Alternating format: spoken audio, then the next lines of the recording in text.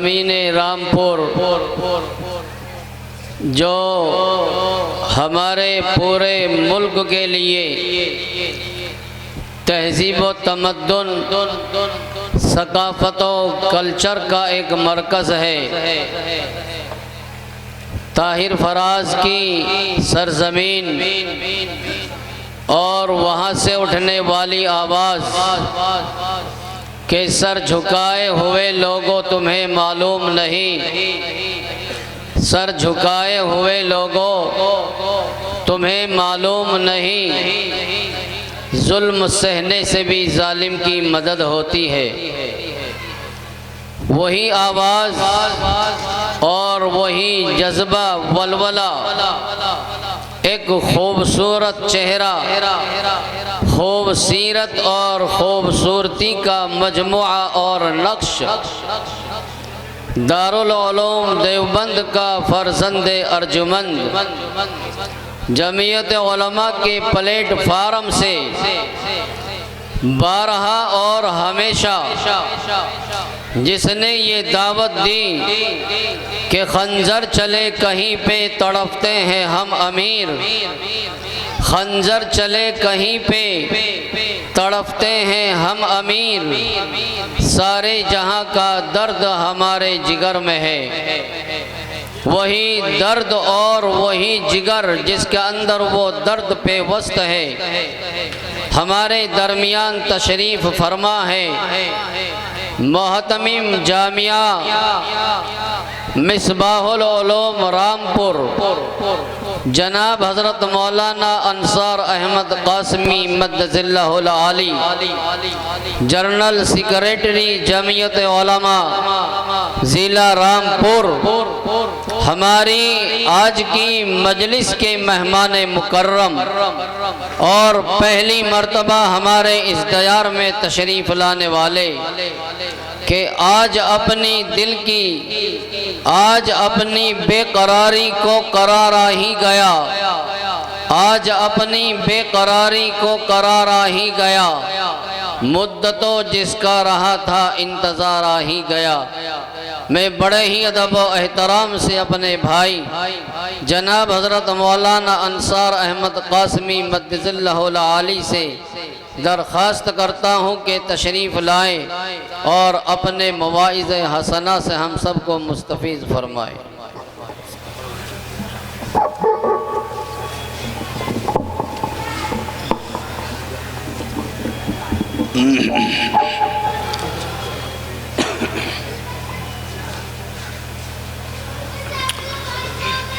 الحمد لله نحمده ونستعينه ونستغفره ونؤمن به ونتوكل عليه ونعوذ بالله من شرور أنفسنا ومن سيئات أعمالنا، من يهده الله فلا مضل له ومن يضلله فلا هادي له، ونشهد أن لا إله إلا الله وحده لا شريك له، ونشهد أن سيدنا وسندنا وحبيبنا وشفيعنا وإمامنا ومولانا محمد عبده ورسوله وبارك وسلم تسليما كثيرا كثيرا. أما بعد فأعوذ بالله من الشيطان الرجيم. بسم الله الرحمن الرحيم. وإذ قال لقمان لابنه وهو يعظه يا بني لا تشرك بالله إن الشرك لظلم عظيم. صدق اللہ مولانا العظیم. درود شریف پڑھ لیں. اللہم صلی علی سیدنا وعلی آل سیدنا ومولانا محمد كما صليت على إبراهيم وعلى آل إبراهيم إنك حميد مجيد. اللهم بارك على محمد وعلى آل محمد كما باركت على إبراهيم وعلى آل إبراهيم إنك حميد مجيد.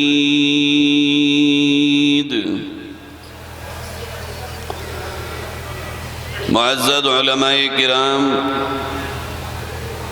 دینی ایمانی بھائیوں، بزرگوں، نوجوان ساتھیوں، اللہ رب العزت کا شکر ادا کرتے ہیں کہ اس نے ہم سب کو یہاں اس دینی اجلاس میں شریک ہونے کی توفیق نصیب فرمائی.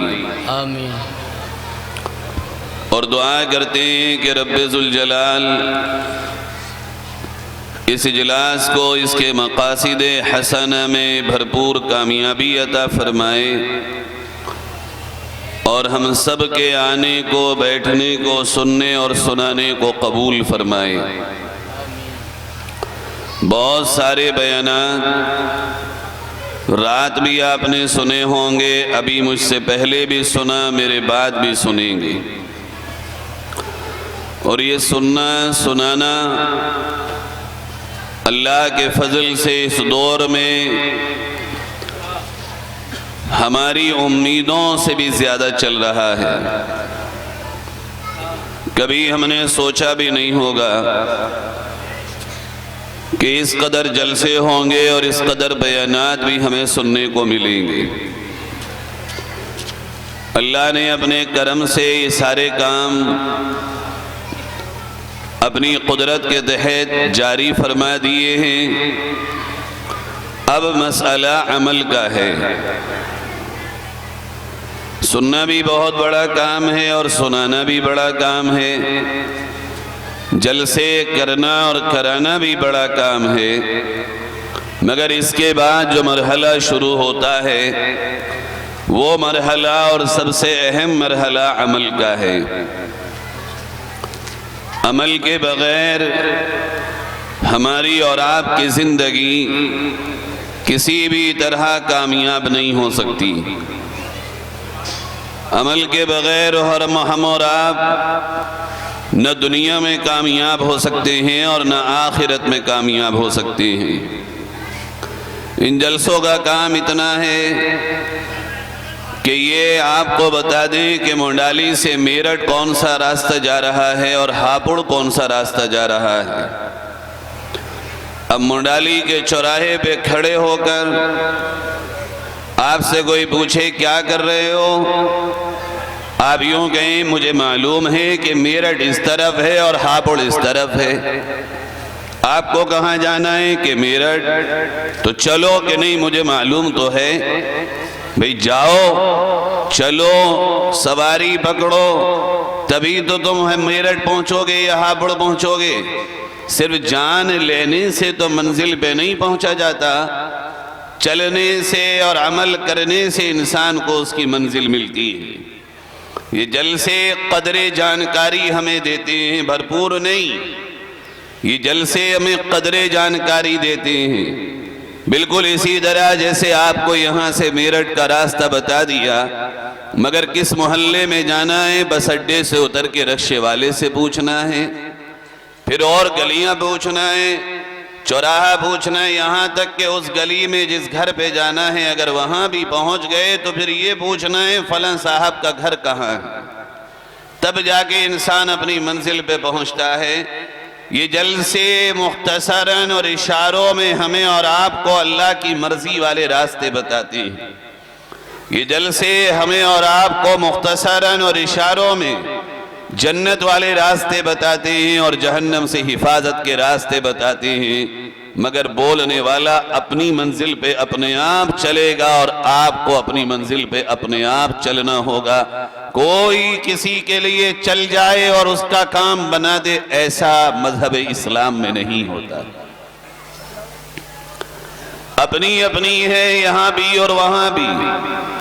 دنیا میں جو انسان کرے گا وہی وہاں پائے گا، جو یہاں بوئے گا وہی وہ کاٹے گا، جو یہاں کر کے جائے گا وہی اللہ کے دربار میں پائے گا۔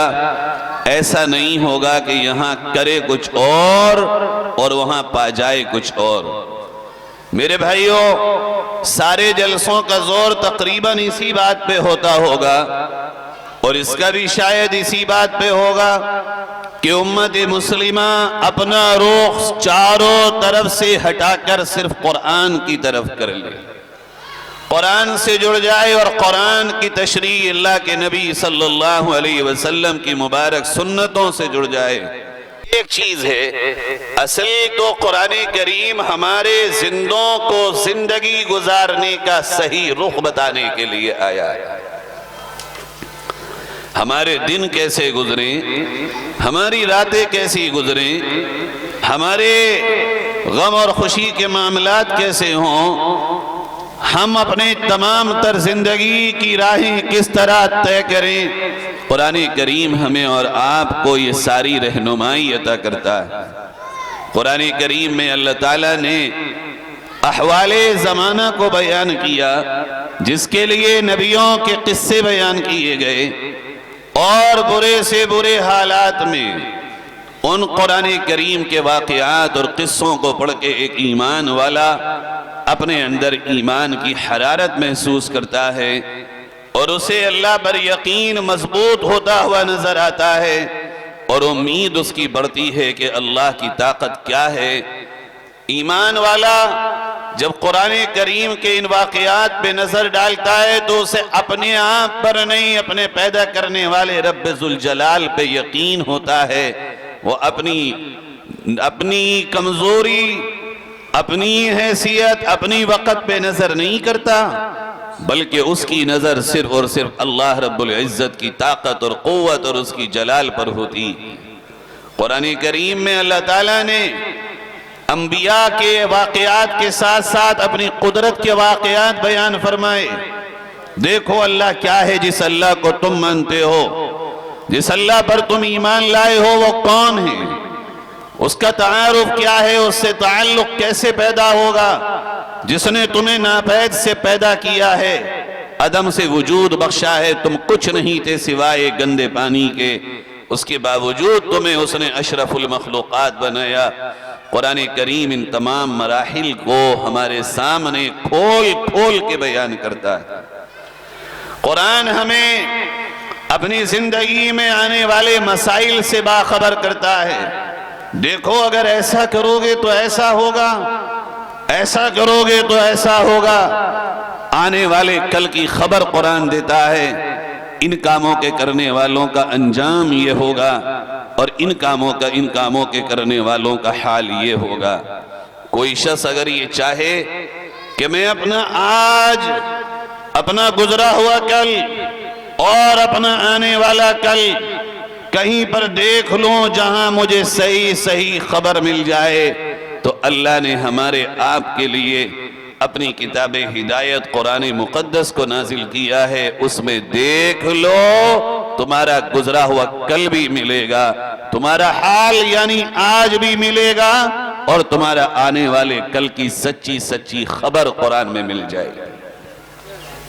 اللہ فرماتا ہے وَلَا رَطْبٍ وَلَا يَابِسٍ إِلَّا فِي كِتَابٍ مُبِينٍ۔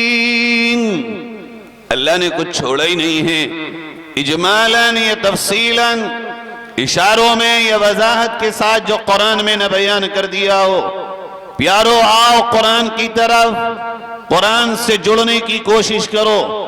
ہمارے آپ کے گھروں میں مہینوں ہو جاتے ہیں، کتنی جوان وہ ہیں جو اسکول اور کالج جانے والے ہیں، کتنے بھائی وہ ہیں جو نوکریاں کرنے والے ہیں، کتنے پیارے وہ ہیں جو مزدوری کرتے ہیں، کتنے پیارے وہ ہیں جو دکانیں چلاتے ہیں، گاڑیاں چلاتے ہیں اور اپنے کام دھندے کرتے ہیں۔ مہینوں ہو جاتا ہے مگر قرآن پہ ہاتھ لگانے کی نوبت نہیں آتی۔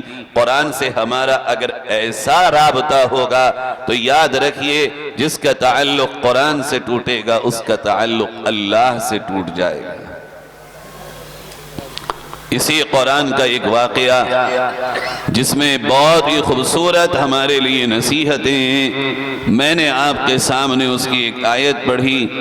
اللہ رب العزت نے قرآن کریم میں بہت سارے نبیوں کے واقعات بیان کیے، ان میں سے اپنے ایک برگزیدہ بندے حضرت لقمان کا واقعہ بیان کیا اور یوں فرمایا وَإِذْ قَالَ لُقْمَانُ لِابْنِهِ وَهُوَ يَعِظُهُ، یاد کرو جب لقمان نصیحت کر رہے تھے کس کو؟ اپنے بیٹوں کو۔ جانے کون سے ملک میں، کون سے گاؤں میں، اس گاؤں کے گھر کے کون سے کمرے کے کس کونے میں بیٹھ کر اپنے بچوں کو سمجھا رہے ہوں گے۔ وہ نصیحتیں اللہ کو اتنی پسند آئی کہ اللہ نے ان کو قرآن کی آیتیں بنا دیا، اور قیامت تک ہر بڑے کو خواہ وہ باپ کی شکل میں ہو، ماں کی شکل میں ہو، وہ اپنے بہن اور بھائی بڑا بھائی ہو، بڑی بہن ہو، وہ گھر کا ذمہ دار ہو، جس کے بھی ماتحت کچھ لوگ رہتے ہوں، ان آیتوں میں اللہ نے اسے اس کی ذمہ داری ادا کرنے کا طریقہ بتا دیا۔ ایک ماں باپ اپنے بچوں کو کیسے اللہ سے جوڑیں، بڑا بھائی اپنے چھوٹے بہن بھائیوں کے ساتھ کیسے اللہ کے تعلق کو مضبوط کرنے کے لیے کوششیں کرے، کس طرح ہمیں اور آپ کو اپنے نیچے اپنے چھوٹی عمر کے اپنے قریب رہنے والوں کو اللہ کے ساتھ جوڑنے کی محنت کرنا چاہیے۔ یہ واقعہ ہمیں اور آپ کو اس ترتیب کے ساتھ ہمیں سکھاتا ہے، بتاتا ہے، آنکھیں کھولتا ہے، اور اس غفلت کے دور میں ہماری غفلتوں کے پردے چاک کرانے کی کوشش کرتا ہے۔ فرماتا ہے اللہ رب العزت، حضرت لقمان اپنے بچوں کو بٹھا کر یوں کہہ رہے ہیں یا بنی لا تشرک باللہ،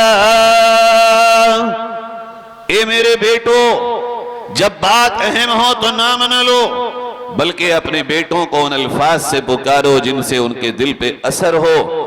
انہوں نے یہ نہیں کہا عبداللہ، عبد الرحمن، ندیم، یامین، وسیم، اے ادھر آؤ میری بات سنو، نہیں، بلکہ آج کی زبان میں کہوں او میرے جگر کے ٹکڑو، او میری آنکھ کے تارو، میرے پیارو، میرے بیٹو ذرا میری بات سنو۔ آگے بیٹھ گئے، سنائیے ابا جان، کہ میں تمہیں کچھ نصیحتیں کرنا چاہتا ہوں، ان نصیحتوں کو اپنے دل کی تختی پر لکھ لو اور انہیں کبھی نہ بھولنا۔ کیا ہیں نصیحتیں؟ پہلی نصیحت کی اور یوں فرمایا یا بنی لا تشرک باللہ، اے میرے بچوں اللہ کے ساتھ شرک نہ کرنا۔ کیوں؟ یہ بات کہہ کے ایک باپ ہونے کا حق ادا ہو سکتا تھا، لیکن باپ کا کام ہے کہ وہ بچوں کو دلائل اور علل اور علتیں اور ریزنز اور اسباب اور سبب بتائے، وجہ بتائے کہ میں جو بات کہہ رہا ہوں اس کی وجہ کیا ہے، سبب کیا ہے، علت کیا ہے، ریزن کیا ہے۔ فرمایا بیٹے میرے بچوں ان شرک لظلم عظیم، اس لیے کہ شرک اس کائنات کا سب سے بڑا ظلم ہے جو انسان اپنی جان پر کرتا ہے۔ میرے پیارو آج ہم سب دیوبند سے جڑے ہیں، اسی میں مگن ہیں کہ ہم دیوبند والوں سے جڑ گئے۔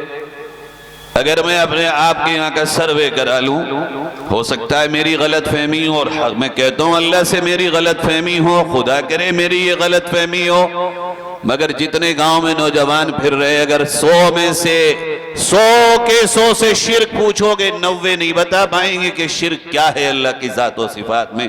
بس یوں کہیں گے کہ ہم شرک نہیں کرتے ہو، پتہ بھی ہے تمہیں کیا ہے شرک، کیا ہے اللہ کی توحید، کیا ہے اللہ پر ایمان لانا؟ مانتے تو ہو مگر کیا مانتے ہو اس کا علم بھی ہے، تم نے اس کے لیے محنتیں بھی کی ہیں۔ ابھی مجھ سے کہا گیا کہ کوئی بات ایسی نہ کہے، میں کوئی بات وہ نہیں کہہ رہا ہوں کہ جو کسی کو بری لگے، مگر وہ تو کہوں گا جو تمہارے اور میرے اندر، جو تمہارے اور میرے اندر خرابیاں ہیں وہ بھی نہ کہوں۔ اگر زمانے کو یہ برا لگتا ہے کہ ہم شرک کرنے کو منع کریں، لاکھ بار لگے، ہمیں اس کی کوئی پرواہ نہیں۔ اگر کسی کو اس بات میں تکلیف ہوتی ہے کہ ہم اللہ کی توحید کو بیان کریں، ہم کسی کے مذہب کو برا کہنے کے قائل نہیں ہیں، یہ ہمارے اکابر کا دستور اور منشور اور ان کی دکھائی ہوئی راہ ہے، ہم کسی پر انگلی نہیں اٹھائیں گے، کسی کی توہین، کسی کی ذلت، کسی کی انسلٹ، کسی کا دل دکھانے کا کام نہیں کریں گے، مگر وہ جس پر ہمارے مذہب کا دار و مدار ہے۔ میں عرض کر رہا ہوں کہ شرک، حضرت لقمان اپنے بچوں کو بٹھا کے سمجھا رہے ہیں، بیٹے اللہ کے ساتھ شرک مت کرنا۔ میں آپ سے پوچھ رہا ہوں، آپ میں سے جو باپ ہیں، جو بڑے بھائی ہیں، جو اپنے آپ میں کسی بھی قدر ذمہ دار ہیں، دکان میں ان کے ساتھ ان کے ملازم ہیں، کھیتوں میں ان کے ساتھ ان کے نوکر ہیں، کبھی ہم نے بھی آپ نے بھی اپنے ان چھوٹوں سے اور اپنے ساتھ چلنے والوں سے اس طرح کی بات کی ہے؟ اگر کی ہے تو بہت مبارک، اور اگر نہیں کی ہے تو کہیں نہ کہیں ہم اس کے ذمہ دار ہیں، اور انہی غفلتوں کی بدولت کہ جب ہم اتنے اہم موضوع سے اپنے آس پاس رہنے والے اور اپنے ماتحتوں کے ساتھ گفتگو نہیں کریں گے تو پھر زمانہ ہمارے آنے والی نسلوں کو اچکنے کو تیار ہے۔ کھیتی ہماری ہوگی، لگائی ہم نے ہوگی، بوائی ہماری ہوگی، پانی ہم نے دیا ہوگا، دوائیاں ہم نے ڈالی ہوں گی، دانے ہمارے ہوں گے، محنت ہماری ہوگی، مگر جب فصل پک چکی ہوگی تو کاٹ کے کوئی اور لے جائے گا۔ اس لیے کہ غافلوں کی فصلیں تو چلتے جانور بھی چگ لیتے ہیں، چلتے جانور بھی ان کی فصلوں کو اجاڑ دیتے ہیں۔ ان کی فصلوں کو اجاڑنے کے لیے کوئی بہت بڑی پلاننگ اور محنت کی ضرورت نہیں ہوتی۔ جو لوگ اپنے کھیتوں کی اور اپنے مال کی خود پرواہ نہ کریں، اس میں کوئی چوری کرنے کو بہت بڑا دلیر چاہیے، بہت بڑا دل والا چاہیے، جو چاہے آ کے اس مال کو لوٹ کے لے جائے۔ میرے پیاروں، ہماری اور آپ کی سب سے عظیم دولت، سب سے اہم دولت، ساری دنیاوی زندگی کی جمع پونجی اگر کوئی چیز ہے، ہماری یہ نسل ہے جو ہمارے بعد آ رہی ہے، جس کے لیے ہم خود اپنی زبانوں سے کہتے ہیں کیوں محنت کر رہے ہو؟ ان بچوں کے لیے کیوں کما رہے ہو؟ ان بچوں کے لیے کیوں دن رات بھاگ رہے ہو؟ انہی بال بچوں کے لیے گھر اتنے بڑے بڑے کاہے بنا رہے ہو؟ ان بچوں کے لیے تاکہ انہیں پریشانی نہ ہو۔ دیکھو تو کیسی عجیب بات ہے، جہاں دنیا میں انسان آئے ہی پریشان ہونے کے لیے، یا کون ہے جو پریشان نہ ہو؟ اگر پریشانیوں سے کوئی بچ سکتا تو سید الانبیاء حضرت محمد مصطفیٰ صلی اللہ علیہ وسلم بچ جاتے، مگر آپ اپنی زبان مبارک سے خود ارشاد فرماتے ہیں، اس دنیا میں مجھے جتنی تکلیفیں اللہ کی راہ میں پہنچائی گئیں، نہ مجھ سے پہلے کسی کو نہ میرے بعد کسی کو۔ یہ دنیا تو ہے ہی پریشانیوں کی جگہ، ہم اور آپ خود ہی کہتے ہیں ان بچوں کے لیے کر رہے ہیں، تو نتیجہ تو یہی نکلا کہ سب سے اہم ہمارے بال بچے ہیں۔ اب یہ بال بچے تو دنیا میں دنیا کے لیے تھوڑے ہی نہ ہیں، یہ اللہ نے ہمیں آپ کو اس لیے دیے تھے کہ اللہ نے بغیر مانگے، بغیر کوئی چیز لیے، بغیر مطالبے کے ہمیں صاحب اولاد بنایا۔ اب ہم پہ لازم تھا کہ اپنے بچوں کو اللہ سے جوڑ کے مریں، اللہ کا تعارف کرا کے مریں۔ ہمارے آپ کے ہاتھ میں ہے اولاد پانا، ہمارے آپ کے قبضے میں ہے اولاد کا پانا، ہمارے آپ کے بس میں ہے کہ اولاد من چاہی آ جائے، یا کسی ملا کے تعویذ میں ہے، یا کسی کی پھوک میں کوئی طاقت ہے، یا کسی کے کوئی وظیفے میں کوئی طاقت ہے کہ وہ اولاد دے دے؟ قرآن کہتا ہے نہیں، لَهُ مُلْكُ السَّمَاوَاتِ وَالْأَرْضِ يَهَبُ لِمَن يَشَاءُ إِنَاثًا وَيَهَبُ لِمَن يَشَاءُ الذُّكُورَ أو يزوجهم ذكرانا وإناثا ويجعل من يشاء عقيما. اللہ مالک ہے زمین و آسمان کا، چاہے تو کسی کو لڑکے لڑکے دے دے، چاہے تو صرف لڑکیاں لڑکیاں دے دے، چاہے تو دونوں دے دے، اور چاہے تو کچھ بھی نہ دے. اور یہ چاروں قسموں کے لوگ ہمارے آپ کے بیچ زندگی گزارتے ہیں. یہ اللہ کی دی ہوئی دولت. پھر اللہ نے ماں باپ ہونے کی حیثیت سے جو مقام دیا، وہ اس لیے دیا کہ تم دن بھر کھیتوں میں رہنا، اس لیے دیا کہ تم دن بھر دکان بیچنا اور تھکے آرے آ کے رات کو موبائل دیکھنا اور ٹانگیں پھیلا کے سو جانا، نہ خود عشاء پڑھنا، نہ اٹھ کے فجر پڑھنا، اور نہ بچوں کو پڑھانا. اس لیے یہ ماں باپ کا مقام رب کریم نے ہمیں اور آپ کو عطا کر دیا کہ دن دن بھر ملازمتیں کرنا اور نوٹ گنتے رہنا، اور اولاد کے اچھے کپڑے بنا کے انہیں اچھی سائیکلیں اور کھلونے کے سامان دلا دینا، اور جب وہ چاہیں تو مارکیٹ میں لے جانا، اور جب چاہیں تو چیزیں دلا دینا. اس لیے رب نے کہا کہ ماں کے قدموں میں جنت ہے اور باپ جنت کا دروازہ. یوں رب نے اتنا بلند مقام بنا دیا کہ اولاد، اگر تیرے ماں باپ تجھ سے راضی تو ہم بھی تجھ سے راضی، اگر یہ تجھ سے ناراض تو ہم بھی تجھ سے ناراض. پتہ ہے یہ مقام کیا ہے؟ اللہ تمثیلات سے پاک، اللہ مشابہات سے پاک، اللہ جسم و مکان و زمان سے پاک ہے. اسے مثالوں کی ضرورت نہیں، مگر مثال اس کی اسی دنیا میں رہ کے سمجھنے کی ہوتی ہے. اللہ رب العزت نے مقام کو اٹھا کے اتنا بلند کیا کہ میرے پاس وہ الفاظ نہیں ہیں جو اس راضی اور ناراضگی والی تعبیر کو میں مقام کے اعتبار سے بیان کر سکوں. اگر کوئی دنیا کا بادشاہ کہہ دے یہ مولانا صاحب میرے آدمی ہیں، اگر نگاہ کسی نے ٹیڑھی کر لی تو سمجھو مجھ سے ٹیڑھی کی، اگر انہیں دکھ پہنچا تو گویا مجھے پہنچا، اور اگر انہیں خوش کیا تو گویا مجھے خوش کیا. تو لوگ جانتے ہیں کیا کہتے ہیں؟ آپ اس تعبیر کو اور اس جملے کو اور اس انداز کو اپنے آپ ادا کر لیجئے جو اس لیول کو بیان کرنے کے لیے آپ سوچ سکتے ہیں. سوچ لیجئے، ہم سمجھتے ہیں اللہ نے ماں باپ کے مرتبے کو اس انداز میں جو بیان کیا ہے وہ کوئی اور کر ہی نہیں سکتا، اور کائنات میں کسی رشتے میں یہ مقام نہیں مل سکتا. تو مقام یوں ہی مل جاتے ہیں کہ کچھ مت کرو، کچھ نہ کرو. میرے بھائیوں، یہ مقام اس لیے ہیں کہ اللہ نے اپنی وہ تمام تر اپنے بندوں کی تربیت کی ذمہ داری ماں باپ پر ڈالی ہے. اللہ نے بچوں کی محبت ماں باپ کے دل میں بٹھائی ہے کہ وہ اپنے بچوں کی تربیت کریں. آج پتہ ہے دنیا یہ چاہتی ہے میرے آپ کے بچے مسلمان تو ہوں، مگر ایسے مسلمان ہوں جو یہ کہہ رہے ہوں کہ بھئی یہ بھی کر لو، یہ بھی کر لو، حرج کیا ہے، یہاں بھی چلے جاؤ، وہاں بھی چلے جاؤ، حرج کیا ہے، اس میں بھی شامل ہو جاؤ، اس میں بھی شامل ہو جاؤ، حرج کیا ہے. اور بھئی دیکھو ایمان نا وہ تو دل کا نام ہے، ایمان تو دل سے ہوتا ہے. اور اس پہ 2-3 حدیثیں بھی یاد کرا دیں گے زمانے کے لوگ، اس پہ 2-3 مثالیں بھی یاد کرا دیں گے کہ دیکھو ایمان تو یہاں ہے، اگر ہم نے یہ کر لیا تو کیا ہو گیا، ہم نے یوں کر لیا تو کیا ہو گیا، ہم یوں کر گئے تو کیا ہو گیا. ارے یہی تو سارا زمانہ دھوکہ دینا چاہتا ہے کہ تم نام کے مسلمان بنو، مگر قرآن والے، نبی والے، رسول والے، اللہ والے، پکے سچے موحد مسلمان نہ بنو. یہ سارا زمانہ چہار جانب تمہارے اوپر اس لیے حملہ آور ہے کہ تم سب کچھ اپنی مرضی سے کرو، جو تمہیں اچھا لگے کرتے جاؤ، اور جہاں تمہیں ٹوکا جائے تو یوں کو مولویوں کا تو کام ہے یہ کٹر پنتھی کی باتیں کرنا. یہ تو کہتے ہیں یہ مت کرو، یہ مت کرو، یہ مت کرو. سارا زمانہ کوئی اللہ نے بندشوں سے تھوڑی باندھ دیا ہے. ہاں میرے بھائیوں، ہم نے جو لا الہ الا اللہ محمد الرسول اللہ پڑھا ہے یہ ہماری غلامی کا اللہ کے تئیں توق. اب ہم آزاد نہیں ہیں، ہم اللہ کے غلام ہیں، اللہ کے بندے ہیں، نبی کے غلام ہیں. اب ہماری زندگی کا ہر قدم، ہماری زندگی کا ہر دن اور ہر رات ہمارے نبی اور اللہ کے حکم کے مطابق گزرے گا. اس کے خلاف اگر گزرے گا تو یہ کلمے کے تقاضے کے مطابق نہیں ہوگا، اللہ کی مرضی کے مطابق نہیں ہوگا، بلکہ یہ ہماری اپنی من چاہی زندگی ہوگی. اور من چاہی زندگی جو دنیا میں جیے گا تو وہ یاد رکھے دنیا کی زندگی ہمیشہ نہیں ہے.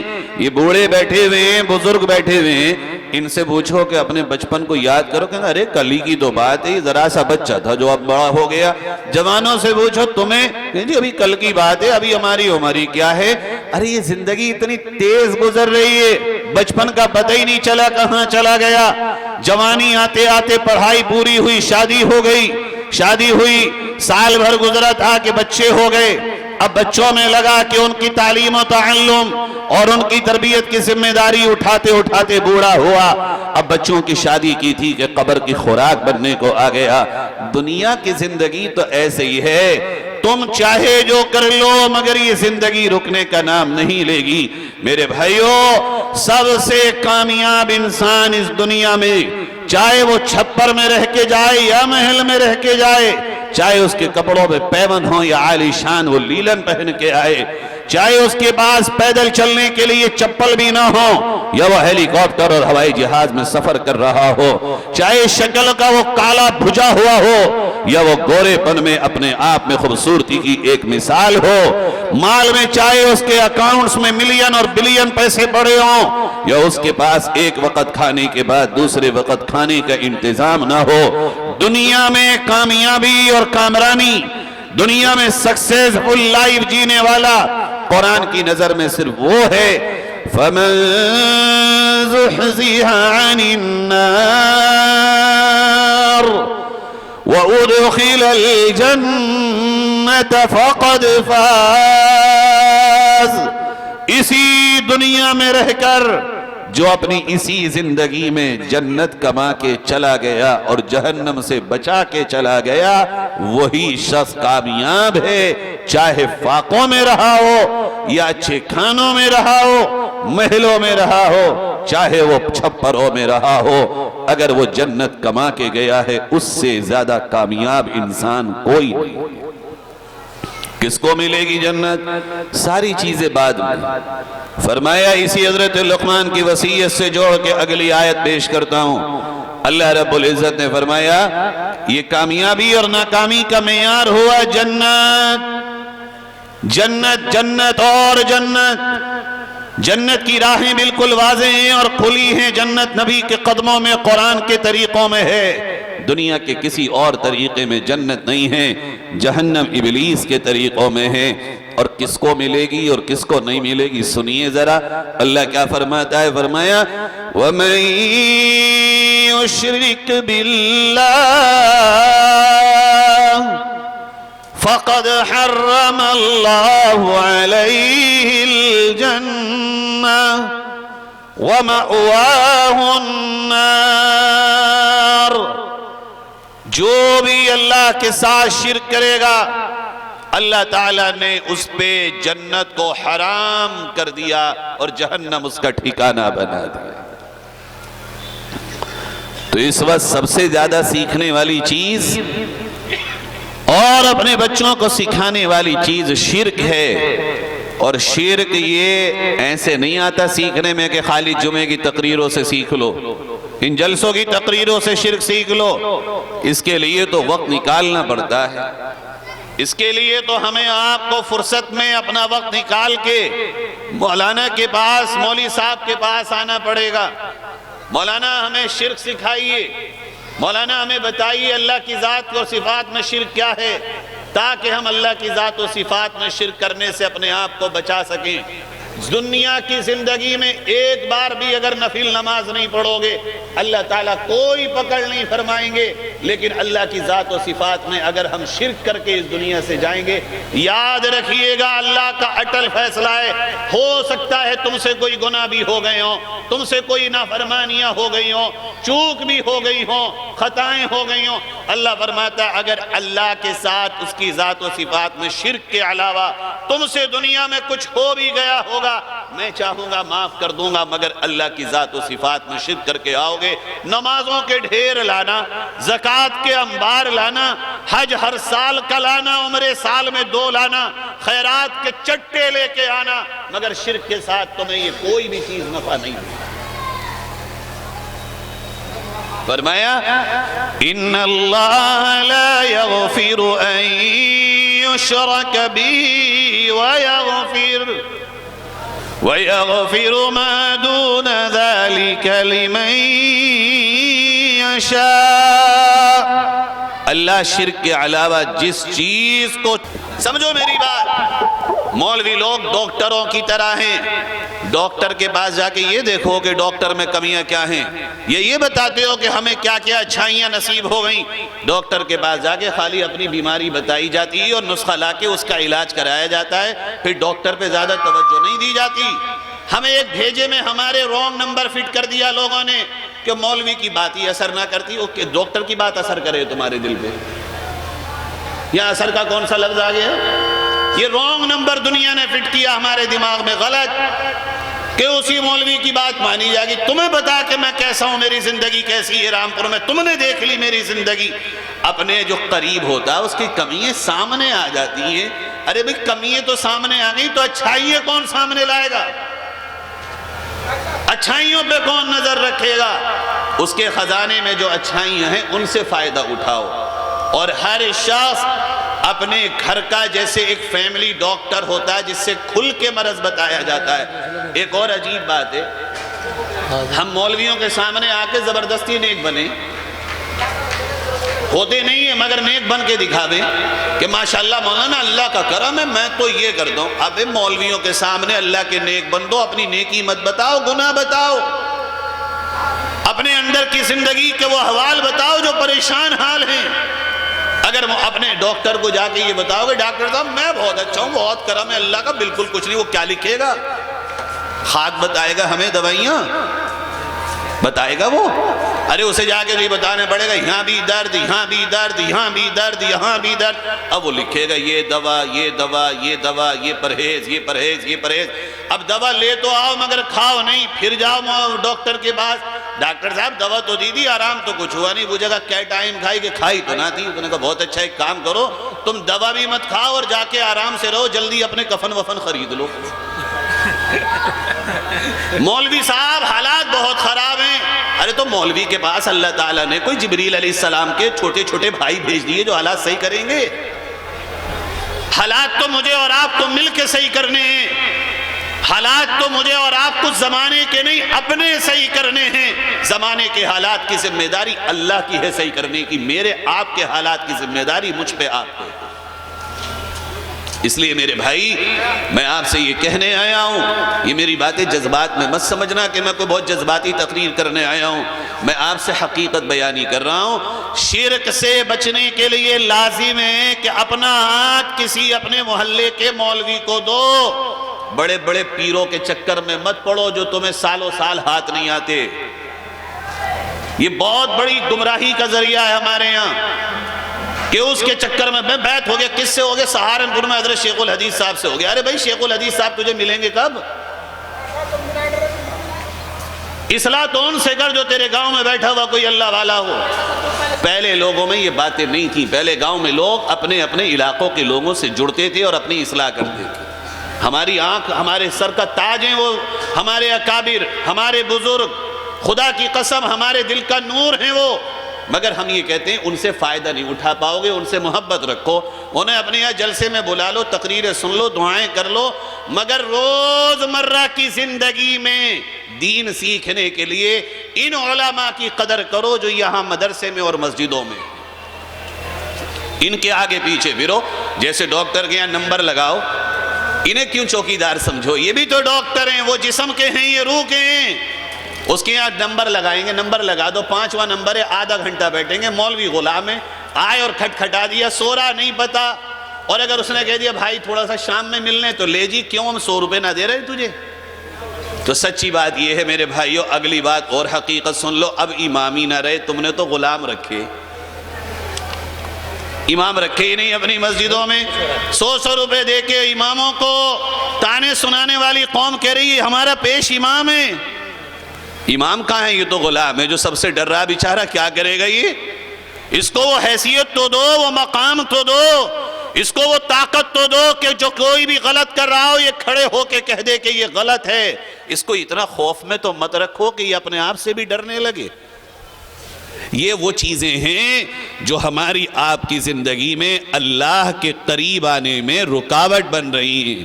بہرحال ایک فیملی عالم بناؤ. ہر شخص اپنے دل کی کہانی پوری کھول کے اپنے اس عالم کے سامنے رکھ دے. خواہ وہ میاں بیوی کے مابین معاملات ہوں، خواہ وہ ماں باپ اور بچوں کے بیچ کے ہوں، خواہ وہ پڑوسی کے ہوں، اور پھر ان سے پوچھے کہ مولانا مجھے یہ بتاؤ اب میں اللہ کی مرضی کے مطابق اپنے اس کام کو کیسے لے کے چلوں تاکہ میرا اللہ مجھ سے راضی ہو اور میں قیامت میں سیدھا جنت میں داخل ہو جاؤں. مانتے ہو نہیں مانتے ہو؟ یہ حقیقت ہے یا نہیں ہے؟ اچھا ذرا سی کوئی اور توہین کر دے تو ہمارے امام کو یہ کہہ دیا، اور اپنے امام کو خود کیا کہو. 1 منٹ لیٹ ہو جائے گھڑی پہ نظریں ہوتی ہیں، اور خود کی 2 رکعتیں چھوٹ جائیں تو کوئی امام یہ نہیں کہہ سکتا کہ تکبیر اولیٰ کے ساتھ تم نے کیوں نہیں پڑھی. یہ تو بہت فرق ہو گیا بات میں.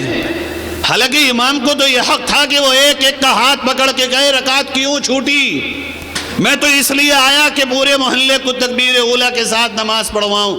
تم نے ہم نے امام کو اتنا ڈرا دیا 7-8 ہزار روپلی دے کر ایک گردے کی بیماری میں ایک جانچ میں 10,000 چلے جاتے. ان روپلیوں کو دے کر اماموں کو غلام بنانے والی قوم، تمہیں ذلت و پستی کے سوا کچھ نصیب نہیں ہو سکتا. امام نبی کا جانشین ہے، عالم نبی کا جانشین ہے، یہ نبی کے علم کا وارث ہے. اس کی توہین کرنے والے کے لیے حضرت گنگوئی لکھتے ہیں علماء کو برا بھلا کہنے والا اور توہین کرنے والا. حضرت گنگوئی کا وہ مقام فرماتے ہیں علماء کو برا بھلا کہنے والے کی قبر کھود کے دیکھ لو، اس کا سور کا منہ قبر میں بن چکا ہوگا. میں قسم کھا کے کہہ رہا ہوں، یا مجھ سے کوئی نہ مجھے جاننے والا، میں تو پہلی بار آیا، نہ میں ان کا جاننے والا، نہ انہوں نے مجھ سے کسی نے کہا کہ مولویوں کی وکالت کر دی ہو. یہ تو بات میں سے بات جڑ کے نکلتی ہے، اور اللہ جو چاہتا ہے وہ کہلوا لیتا ہے. میں اپنی بات کو واپس لاتا ہوں اور آپ سے گزارش کرتا ہوں، سب سے اہم چیز ہے اس وقت ہمارے اور آپ کی جو نسل ہے چھوٹی، ان کی زندگیوں میں اللہ کی محبت اور اللہ پر ایمان اور یقین اور بھروسہ اور اس کی قدرت و قوت و طاقت پر بھروسہ ایسا پختہ ہو جائے کہ زمانے والے ان کی نسیں کاٹ کر خون کے قطرے نچوڑ لیں، لیکن ان کے سینوں سے ایمان پھر بھی نہ نکلے، آخری سانس تک ان میں ایمان باقی رہے. اس طرح کی محنت مجھے اور آپ کو ان بچوں کے لیے کرنی ہوگی. میں راجستھان میں گیا، بھوانی منڈی میں ایک جگہ، ایک گاؤں میں، وہاں بچے ایسے نکل کے جا رہے تھے. اپنے ساتھ کا واقعہ، حالانکہ یہ واقعے اور لوگوں نے بھی بتائے ہوں گے اپنے، اس میں کوئی دروغگوئی نہیں ہے. میں نے ان سے پوچھا کہ بھائی چھوٹے بچے تھے، ادھر آؤ، 8-8 10-10 سال کے بچے تھے، بیٹا تم کس کی امت میں ہو؟ پھٹاک سے بولے گاندھی جی کی امت میں ہیں. یہ ہنسنے کا مقام نہیں ہے، تڑپنے کا مقام ہے. جن کو یہ پتہ نہ ہو کہ نبی کون، امت میں کس کی ہیں اور اس نبی کا مقام کیا ہے، میرے پیارو یہ بڑی خطرناک بات ہے ہمارے اور آپ کے لیے کہ ہماری آپ کی نسل ہمارے سامنے ویران ہو رہی ہے. ہماری آپ کی نسل ہماری آنکھوں کے سامنے برباد ہو رہی ہے. میں اپنے بچے کا، اپنے بیٹے کا واقعہ بتاتا ہوں آپ کو. میرا بیٹا، میری بیوی نے کچھ دنوں کے لیے اس کو موبائل دے دیا. ایک دن اتفاق سے کوئی بات ہوئی، اس کا پیر پھسلا یا کیا ہوا، اس کی زبان سے نکلا او بھگوان. میرے کان کھڑے ہو گئے، یہ کیا ہوا، یہ کہاں سے آیا اس کی زبان پر. لیکن ہم نے اس پہ کوئی ری ایکشن نہیں دیا. بچے سے پوچھا کہ بیٹا کیا کیا دیکھ رہے ہو آج کل. اس دن سبق سیکھا کہ 5 منٹ کو موبائل دینے پر بھی بچے کی زندگی میں کیسی تباہی آ سکتی ہے، مجھ مولوی سے پوچھو. الحمدللہ کنٹرول ہوا، اور اس کے بعد ہم نے اپنا رخ صحیح کیا. آپ نے تو اپنے گھر میں بچے کے ہاتھ میں موبائل دے دیا، اپنا وقت نہیں دیا. میرے بھائیوں، گزرے ہوئے کلمے جو اللہ کے ولی پیدا ہوتے تھے کوئی آسمان سے نہیں آتے تھے، میری اور آپ کی ملی ہوئی محنت سے پیدا ہوتے تھے. ایک واقعہ سنا کے بات کو ختم کرتا ہوں. دلی میں ایک قطب مینار ہے، جانتے ہو؟ اس کی بغل میں ایک قبر ہے حضرت خواجہ قطب الدین بختیار کاکی رحمت اللہ علیہ کی. یہ بہت بڑے اللہ کے ولی تھے، اتنا بڑا مقام تھا ان کا اس دور میں کہ اس وقت کے بادشاہ اور سلاطین ان کی خانقاہ میں سر جھکا کے آتے تھے اور یہ خاطر میں نہیں لاتے تھے۔ کیسے بن گئے اتنے بڑے؟ فرمایا اتنے چھوٹے سے تھے بالکل، ابا کا انتقال ہو گیا۔ جب ابا کا انتقال ہوا اور تھوڑے سے بڑے ہو گئے تو ماں نے برابر کے مدرسے میں داخلہ کرا دیا۔ یہ ایک بڑی عجیب حقیقت ہے، اس میں کھولوں گا سمجھنے کے لیے۔ مدرسے میں داخلہ ہو گیا، اب ماں نے فکر کی کہ بھئی مدرسے میں تو بھیج دیا، یہ صبح جاتا دوپہر آ جاتا، دوپہر کو جاتا پھر عصر میں آ جاتا، پھر مغرب میں جاتا، عشاء میں آ جاتا ہے۔ مدرسے میں علم تو حاصل کرے گا مگر تربیت کی ذمہ داری تو مجھ ماں پہ ہے، میں بھی تو کروں۔ اب سمجھو میری بات، یہاں پہ ایک پوائنٹ دیتا ہوں۔ جو لوگ یہ سمجھتے ہیں کہ مدرسوں میں صبح سے شام تک بچوں کو پڑھانے سے پورے طور پہ دینداری آ جائے گی، علماء سے معافی چاہتے ہوئے کہتا ہوں یہ رویہ غلط ہے۔ یا تو دارالاقامہ میں پڑھنے والے طلبہ جو 24 گھنٹے پڑھتے ہیں ان پہ بھروسہ کیا جا سکتا ہے، ورنہ وہ طلبہ جو آتے ہیں اور جاتے ہیں ان کو مدرسے میں کچھ دینداری اور پورا علم تو آئے گا مگر پوری دینداری تمہارے گھر کی تربیت کے بغیر آ ہی نہیں سکتی۔ پھر کہتے ہو مدرسے والے سکھاتے نہیں، مدرسے میں ہم پڑھاتے ہیں اور جو ماحول ہوتا ہے اس کے مطابق سکھاتے ہیں، مگر صحیح معنی میں وہ جو پرورش پا رہا ہوتا ہے وہ دیکھ کر جو تمہارے میرے گھر کا ماحول ہے، جو میرے آپ کے گھر کا ایٹماسفیئر ہے، اس کے مطابق میرے آپ کے بچے کی زندگی پروان چڑھ رہی ہوتی ہے۔ اس دور میں اس ایک بیوہ اللہ کی نیک بندی خاتون نے مجھے اور آپ کو سبق دے دیا کیسے اپنے بچوں کو لے کے چلنا ہے۔ دماغ چلایا، ارے میں آپ دماغ تو چلاؤ، خالی قاری صاحب، مولوی صاحب، مفتی صاحب کے ہاتھ میں بچے کو دینے سے کام تو نہیں بنے گا۔ یہاں علم آئے گا، تعلیم آئے گی اور کچھ دینداری آئے گی، مگر جب تک میں اور آپ اپنا دماغ نہیں چلائیں گے، ان مولویوں سے مشورہ کر کے پلان نہیں کریں گے، اس میں پروگرام نہیں بنائیں گے، اپنے بچوں کے لیے کیا ماحول، کیا ایٹماسفیئر دینا ہے، دیندار نہیں بنیں گے۔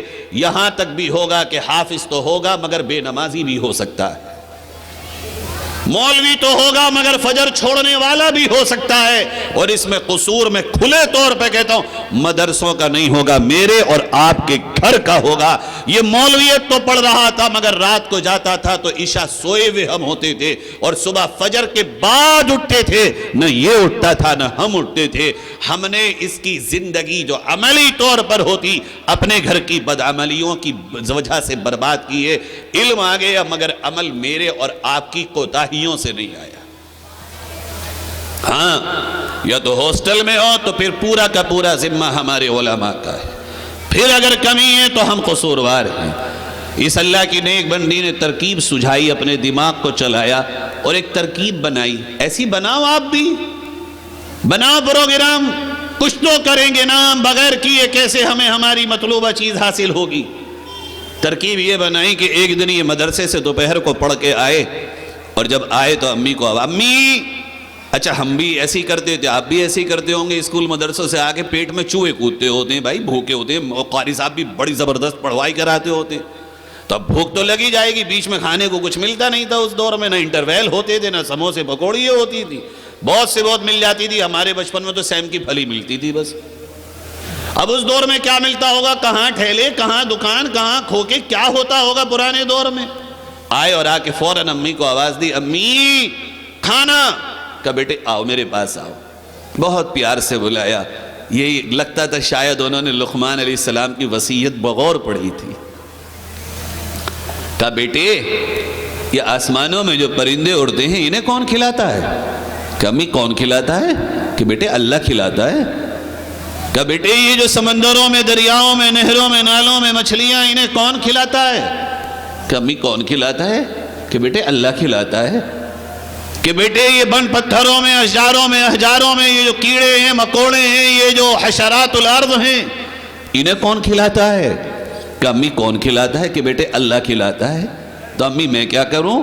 کہ بیٹے تم اللہ سے ہاتھ اٹھا کے دعا مانگو، یا اللہ تو آسمان میں اڑنے والے پرندوں کو کھلاتا ہے، وہ خود نہیں کھاتے تو کھلاتا ہے، سمندروں کی مچھلیوں کو تو کھلاتا ہے، بن پتھروں کے کیڑوں کو تو کھلاتا ہے رب، میں تو تیرا دین پڑھنے جاتا ہوں، ننھا سا بچہ بن باپ کا بچہ ہوں، مجھے بھی تو ہی کھلا دے۔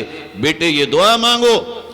بچے نے ہاتھ اٹھائے اور ماں کے کہے ہوئے کلمات رب ذوالجلال سے کہہ دیے۔ ہاتھ واپس آئے تو کھانا نہیں تھا، کہا امی کھانا تو نہیں ہے؟ کہا بیٹے ایسا کیسے ہو جائے گا، کھانا نہیں ہوگا، تم تلاش کرو۔ اور ماں نے پہلے ہی کھانا بنا کے کمرے کے کونے میں رکھ دیا تھا، انہوں نے کھانا ڈھونڈا، مل گیا، کھا لیا۔ اب بات چلتی رہی، مہینوں یہی ہوتا رہا۔ جب وقت اچھا خاصا گزر گیا، ایک دن ان کی امی محلے میں ایک پڑوسن کے یہاں بیٹھنے چلی گئی، باتوں میں مگن ہو گئی، پتہ ہی نہیں چلا وقت کہاں گزر گیا۔ جب دیکھا تو وقت اتنا ہو چکا تھا کہ بچے کو آئے ہوئے بہت دیر ہو گئی، تڑپ گئی اور تڑپ کر کے اٹھی، ہائے میری آج مہینوں کی محنت رائے گا گئی، آج تو میرے بچے کا پتہ نہیں کیا بنا ہوگا۔ میں نے جو ایمان اللہ پہ بنایا، جو اللہ پہ توکل کے لیے میں نے کوششیں کی، آج وہ کوششیں میری رائے گا نہ چلی جائیں، میرے پروردگار کیا ہوگا؟ اسی طرح کی سوچ و فکر میں تڑپتی ہوئی دوڑتی ہوئی آئیں۔ اپنا دروازہ کھولا تو دیکھا قطب الدین لیٹے ہوئے آرام سے سو رہے ہیں۔ جلدی سے انہیں ہلایا، بیٹے کب آئے تم؟ کہا امی اپنے وقت پہ آیا۔ بیٹے کھانے کا کیا ہوا؟ کہا مائی جیسے روزانہ ہوتا تھا، اللہ سے مانگا اللہ نے کھلا دیا، مگر میری ماں ایک بات تو بتا، اللہ تو روزانہ کھانا دیتے ہیں، روزانہ مجھے وہی کھلاتے ہیں، مگر آج کے کھانے میں جو لذت تھی وہ آج سے پہلے کبھی محسوس نہ کی۔ ماں اللہ کے شکر سے جھک گئی، اے اللہ کتنا پیار کرتے ہیں آپ اپنے بندوں سے، اتنی چھوٹی سی محنت میں اتنی ہمارے اوپر مہربانی کہ آپ نے جنت کا کھانا ہمارے بچے کو کھلا دیا۔ میرے عزیزوں کر کے تو دیکھو، اس طرح کے واقعات ایک اور دو نہیں، اگر سناؤں تو سینکڑوں ہیں جو اپنی ماں اور باپ کی قربانیوں کی بدولت اللہ کے یہاں اس مقام پر فائز ہوئے۔ اگر ہم ماں باپ ہو کر اپنے بچوں کو نہیں بتائیں گے، ہم اپنے بچوں کے ذمہ دار ہو کے اپنے بچوں کے لیے محنت نہیں کریں گے تو غیر کیوں کرے گا؟ کوئی اور کیوں فکر کرے گا؟ کوئی اور کیوں آئے گا میرے آپ کے بچوں کو سنبھالنے؟ اسے کیا پڑی ہے؟ اسے کیا پڑی ہے جو میرے آپ کے بچوں کے لیے اپنے وقت کو برباد کرے؟ میرے عزیزو آج ہوش میں آنے کا وقت ہے، سنبھالو اپنے آپ کو اور اپنے بچوں کے ایمان کی فکر کرو۔ انہیں کچھ بھی نہ ملے، اگر دنیا تمہیں یہ ڈراتی ہے کہ تمہارے بچوں کو کیا ملے گا، کیا ہوگا، ان سے کہو ہم دنیا میں مسافر ہیں، مہمان ہیں، یہاں کے ہم ہمیشہ کے لیے رہنے والے نہیں آئے ہیں۔ جس دن ہم نے اپنے زاویے کو درست کر لیا تو جو حقوق تم بھیکاریوں کی طرح اپنے پلے اٹھا اٹھا کے مانگ رہے ہو، دنیا کہے گی بھئی لے لو، یہ تمہارا ہے، لے لو۔ تم کہو گے نہیں ہمارا تو کام چل رہا ہے، کسی اور کو دے دو۔ جس دن تک تم دنیا کی طرف راغب رہو گے، اس دن تک تمہارے پیچھے تمہارے دنیا آگے اور تم اس کے پیچھے ہو، اور جس دن تم آخرت کو آگے کر کے اس کے پیچھے پیچھے چلو گے، اللہ کی رضا میں جینے کی قسمیں کھانے لگو گے، اس دن دنیا تمہارے پیچھے پیچھے ہوگی، حکمراں تمہارے پیچھے، وزراء تمہارے پیچھے، عمراء تمہارے پیچھے، دولت تمہارے پیچھے، قوت تمہارے پیچھے، اور وہ یہ کہتے ہوں گے ہمیں بھی آ کے سمجھا دو، ہمارے بھی جوانوں کو بتا دو، کیونکہ شرافت تو انسان کی فطرت اور نیچرل ہیبٹ میں ہے، وہ کبھی ماری نہیں جا سکتی، دبائی نہیں جا سکتی۔ میں اور آپ آج بنے، اور خاص طور پہ جوانوں کہتے کہتے جاتے جاتے آپ سے کہتے ہوئے رخصت ہوتا ہوں، اپنی جوانی کو مت ضائع کرو۔ ایک بار اگر یہ جوانی چلی گئی تو خدا کی قسم آج تک کسی کی نہ واپس آئی ہے اور نہ میری آپ کی واپس آئے گی۔ کیا ہی اچھا ہو کہ تم اپنی جوانی کو اللہ کی توحید کو سیکھنے اور دوسروں کو بتانے میں لگاؤ۔ میں یہ نہیں کہہ رہا ہوں کہ لڑنے لگو، ہمارے اکابر اور جمعیت تو کبھی نہیں چاہتی کہ تم میدان میں آ کے بے وجہ اپنے سر پھوڑو اور دوسروں سے لڑائیاں لڑو، لیکن کیا اتنا بھی نہیں کر سکو گے؟ تمہارا اتنا ہی کام رہ گیا۔ یہ ایک تھوڑا سا ہٹ کر کے بات ہے، جملہ معترضہ کے طور پہ کہ کوئی ٹی وی پہ بیٹھ کے، سوشل میڈیا پہ بیٹھ کے، اسی طرح کے دربار میں بیٹھ کے اسلام پر، نبی پر، قرآن پر، رب ذوالجلال کی ذات پر علمی طور پر وہ کٹاخ کرے، ہماری نظر میں وہ گستاخی ہو، لیکن وہ عقلی اور علمی طور پر اعتراض کرے، ہمارا کام بس اتنا ہی ہے، اس کو گالی لکھ دیں، اسے کہہ دیں مر جائے گا تو، اسے ہم یہی کہہ دیں کہ ہم برداشت نہیں کریں گے، بس ہو گیا کام۔ کیسی نادانی ہے یہ جوانوں؟ ارے علم کا جواب علم سے دو، پڑھو تم۔ اگر کوئی اللہ رب ذوالجلال کی ذات پر الزام لگا رہا ہے اور گستاخی کر رہا ہے، اس کو وہ جواب دو کہ وہ بھی تمہاری بات کو ماننے پہ مجبور ہو جائے، یہ ہے کمال۔ اگر نبی پاک صلی اللہ علیہ وسلم کی 11 شادیوں پر یا آپ کے کسی اور معاملے پہ الزام ہے اور گستاخی کر رہا ہے، تو اس کا جواب تشدد نہیں ہے، اس کا وہ جواب علمی اور عقلی طور پر تیار کر کے تم سوشل میڈیا پہ ڈالو، جو مثبت ہو، پوزیٹیو ہو، اور کہنے والا بھی تنہائی میں اگر پڑھے تو مجبور ہو تمہاری بات کو سننے پر۔ یہی تو کرتے تھے نبی کی، یہی تو آپ صلی اللہ علیہ وسلم کا معاملہ تھا۔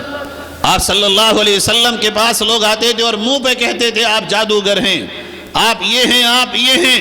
آپ صلی اللہ علیہ وسلم اللہ کے دیے ہوئے پیغام کو ان کے سامنے محبت و پیار کے ساتھ پیش کرتے تھے۔ بھئی یہ ہے جو میں کہہ رہا ہوں، اب تم خود غور کر لو، میں صحیح کہہ رہا ہوں یا غلط۔ ہر حال میں غور کرنے والا نبی کا غلام بن جاتا تھا، سوائے ضدیوں کے، وہی نہیں آتے تھے، باقی سب نبی کے غلام بن جاتے تھے۔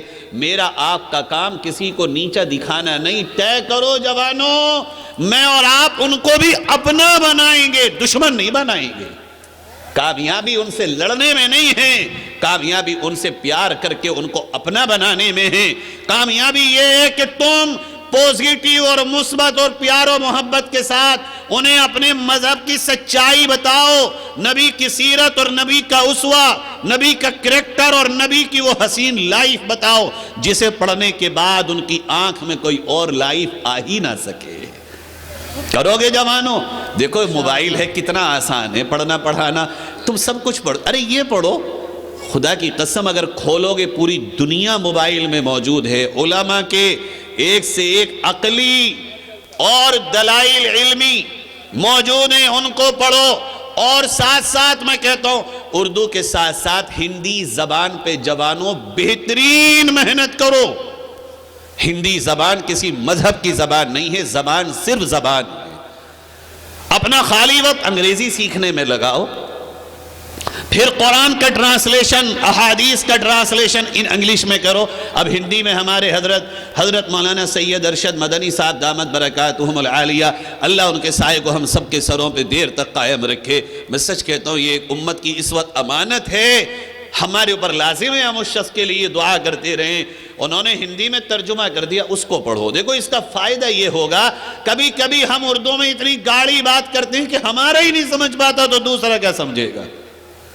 یہ ہے کرنے کا کام، زبانیں سیکھو، چوراہوں پہ بیٹھ کے اگر بات کرو تو یہی بات کرو جو ہونے کی ہے، خالی باتیں مت کرو کہ ہائے وہاں یہ ہو گیا، جو ہونا ہے وہ تو ہوگا، اسے کوئی نہیں ٹال سکتا، مگر جو تم کر سکتے ہو وہ کر گزرو۔ اس کا نتیجہ آج نہ صحیح 100 سال کے بعد آئے گا، مگر یقیناً آئے گا انشاءاللہ۔